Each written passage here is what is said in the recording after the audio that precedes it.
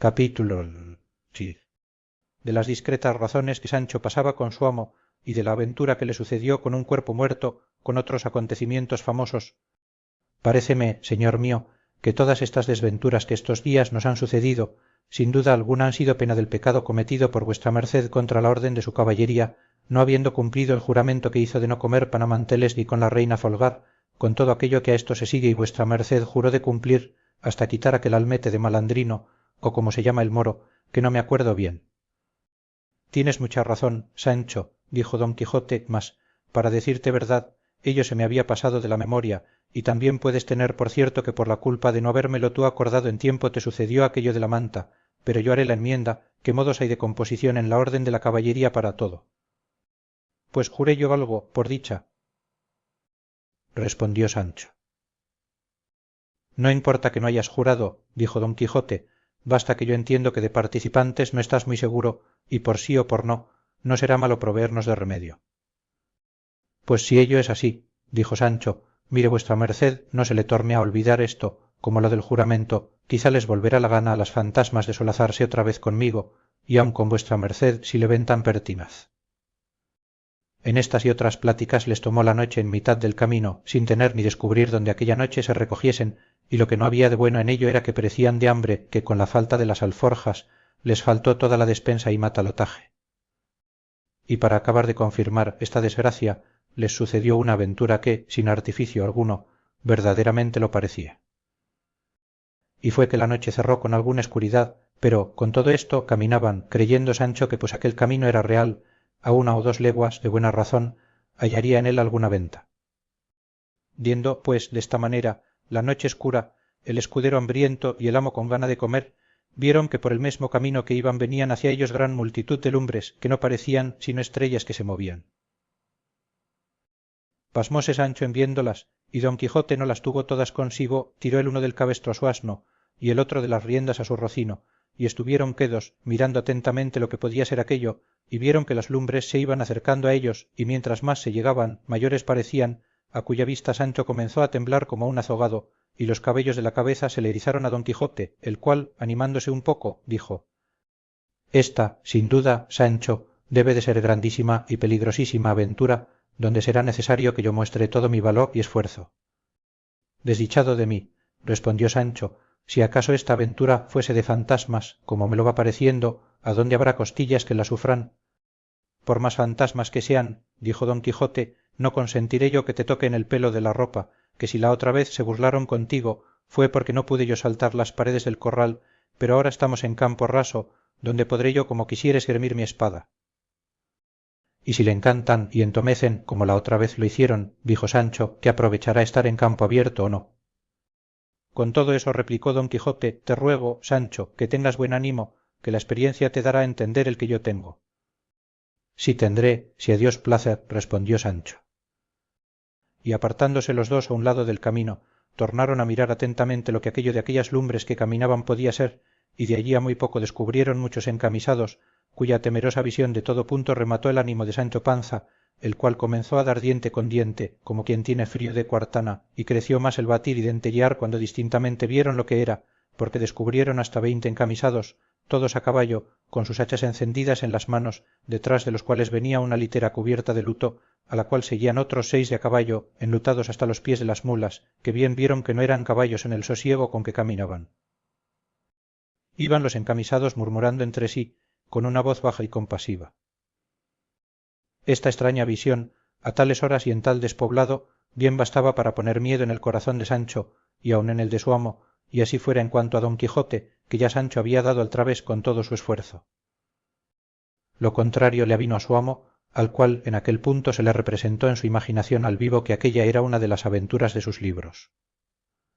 Figurósele que la litera eran andas donde debía de ir algún malferido o muerto caballero, cuya venganza a él solo estaba reservada, y sin hacer otro discurso, enristró su lanzón, púsose bien en la silla, y con gentil brío y continente se puso en la mitad del camino por donde los encamisados forzosamente habían de pasar, y cuando los vio cerca alzó la voz y dijo: deteneos, caballeros, o quienquiera que seáis, y dadme cuenta de quién sois, de dónde venís, a dónde vais, qué es lo que en aquellas andas lleváis, que según las muestras co vosotros habéis fecho, co vos han fecho algún desallisado, y conviene y es menester que yo lo sepa, o bien para castigaros del mal que fecistes, o bien para vengaros del tuerto que vos ficieron. Vamos de priesa, respondió uno de los encamisados, y está la venta lejos, y no nos podemos detener a dar tanta cuenta como pedís.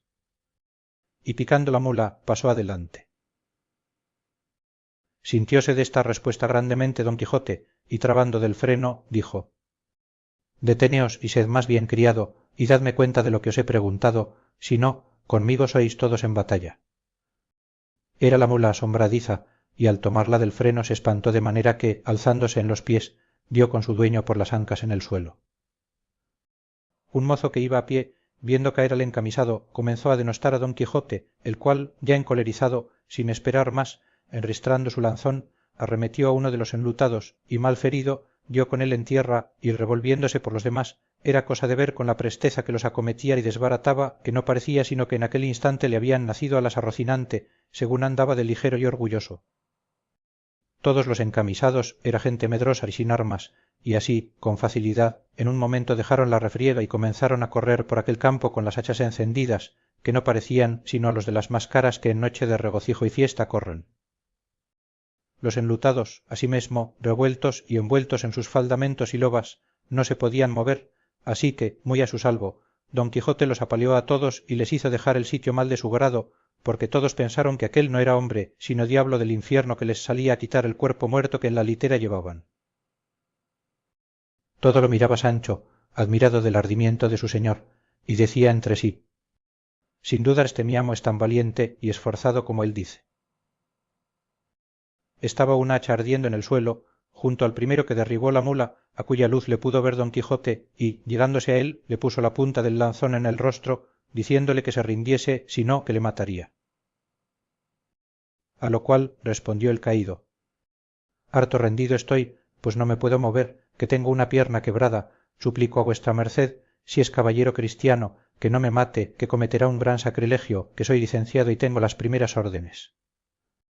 Pues ¿quién diablos os ha traído aquí? Dijo don Quijote, siendo hombre de iglesia. ¿Quién, señor?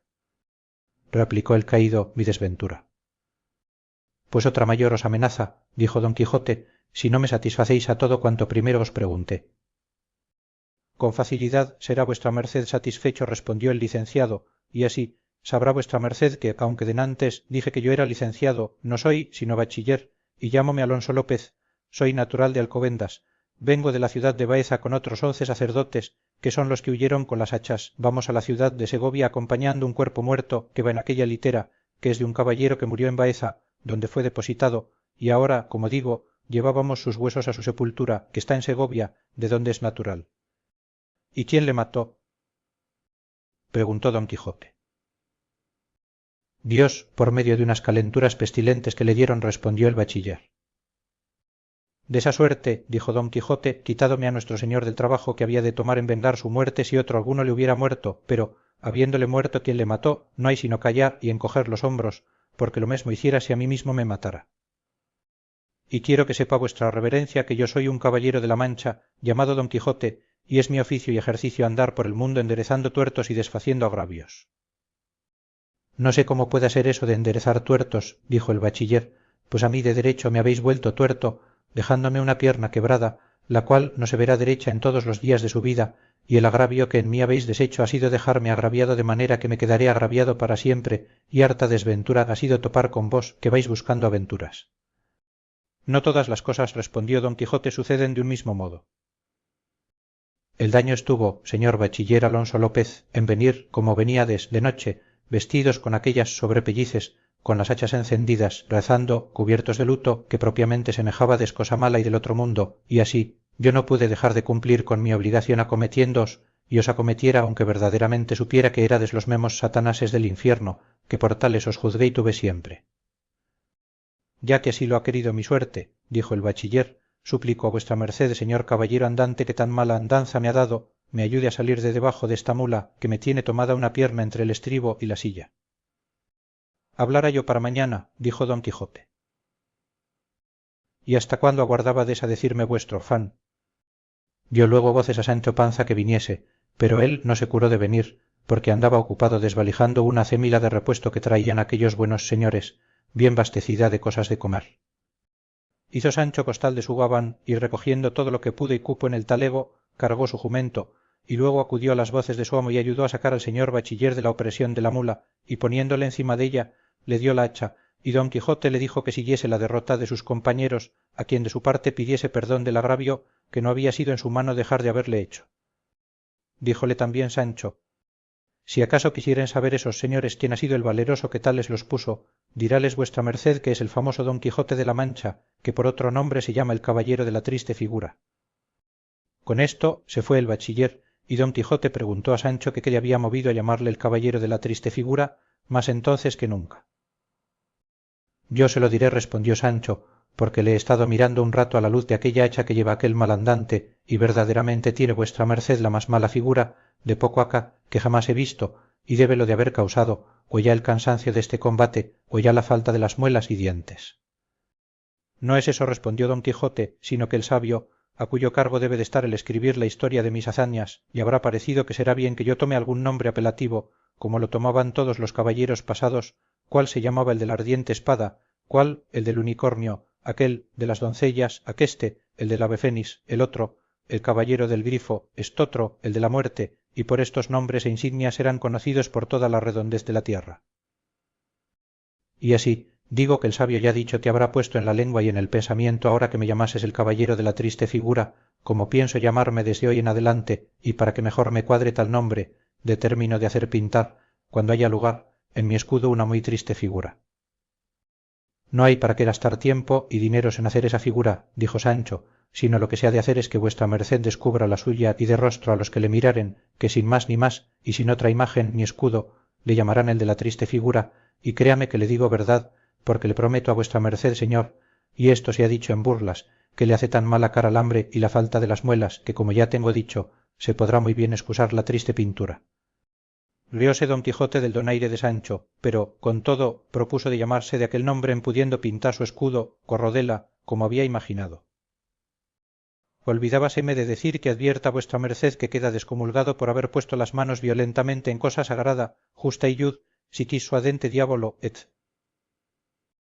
No entiendo ese latín, respondió don Quijote, mas yo sé bien que no puse las manos, sino este lanzón, cuanto más que yo no pensé que ofendía a sacerdotes ni a cosas de la iglesia, a quien respeto y adoro como católico y fiel cristiano que soy, sino a fantasmas y a vestiglos del otro mundo, y cuando eso así fuese, en la memoria tengo lo que le pasó al Cid Ruy Díaz cuando quebró la silla del embajador de aquel rey delante de su santidad del papa, por lo cual lo descomulgó, y anduvo aquel día el buen Rodrigo de Vivar como muy honrado y valiente caballero.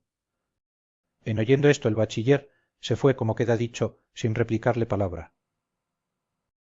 Quisiera don Quijote mirar si el cuerpo que venía en la litera eran huesos o no, pero no lo consintió Sancho, diciéndole: señor, vuestra merced ha acabado esta peligrosa aventura lo más a su salvo de todas las que yo he visto. Esta gente, aunque vencida y desbaratada, podría ser que cayese en la cuenta de que los venció sola una persona, y corridos y avergonzados de esto, volviesen a rehacerse y a buscarnos, y nos diesen en qué entender. El jumento está como conviene, la montaña cerca, la hambre carga, no hay que hacer sino retirarnos con gentil compás de pies, y como dicen, váyase el muerto a la sepultura y el vivo a la hogaza.